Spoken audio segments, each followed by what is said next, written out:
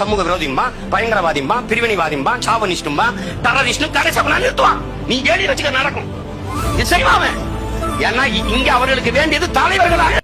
இந்த வீடியோ பாத்தீங்களா காய்ஸ், சீமா சொல்ற சரி. ஏன்னா அவங்களுக்கு இந்த சிஸ்டத்துக்கு தேவை, இதெல்லாம் ஒரு சிஸ்டத்தை கண்ட்ரோல் பண்ற இது ஆக்கள் இருக்காங்க. சரி, அவங்களுக்கு தேவை விஜய் மாதாக்கள் தான் தேவை. விஜய், கமலஹாசன், ரஜினிகாந்த். ஏன்னா அவங்க சொல்றது கேட்பாங்க. அவங்க அப்படிதான் வாழ்க்கை பூரா அவங்க இது ப்ரோக்ராம் பண்ணியிருக்குன்னா இப்ப ஒரு ஸ்கிரிப்ட் கொடுக்குறாரு, இவங்க நடிக்கிறாங்க. டேலண்டட் ஆக்டர்ஸ், அது வந்து no doubt about this basically. சரி, அது மறந்துக்கூடாது.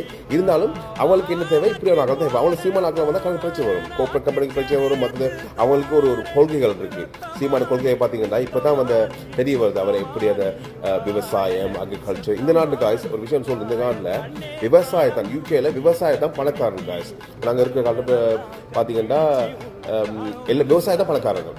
ஆனால் இந்தியா, ஸ்ரீலங்காவில், மற்றது சவுத் ஏஷியாவில் விவசாயங்கள் தான் ஏழையாக்கள். ஏன்னா வந்து கணக்கு பேர் மிடில் மேன் இருக்காங்க. நாங்கள் சொல்றது அதுதான் சீமான் தடுக்க இதாக்குறார். மற்றது வந்து நல்ல தண்ணி வேணும், நல்ல காத்து வேணும், கணக்கு விஷயங்கள் சீமான் பார்த்து காய்க்கிற. இதை தான் அடிக்கடி காய்ச்சி கொண்டிருக்கார்.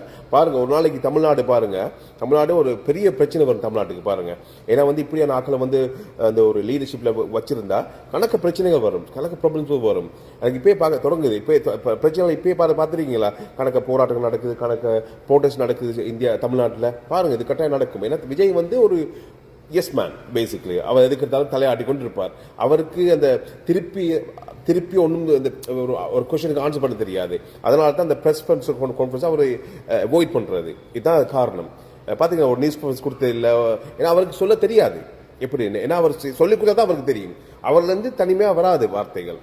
சொல்றது இந்த வீடியோ பாருங்க. சீமான் சொல்றது வந்து 100% ரைட் காய்ஸ். சீரியஸ்லி, நாம் தமிழர். அவன் ஒரு பொம்மை அரசை நிறுவுவான். தன் வள வேட்டைக்கு எதிராக எந்தெந்த தேசியத்தின் தலைவன் நிற்கிறானோ, என் நாடு, என் மொழி, என் இனம், என் நிலம், என் வளம் என்று எவன் பேசுகிறானோ அவனெல்லாம் இவனுக்கு எதிரி, நான் உட்பட. தான் நடக்கும்.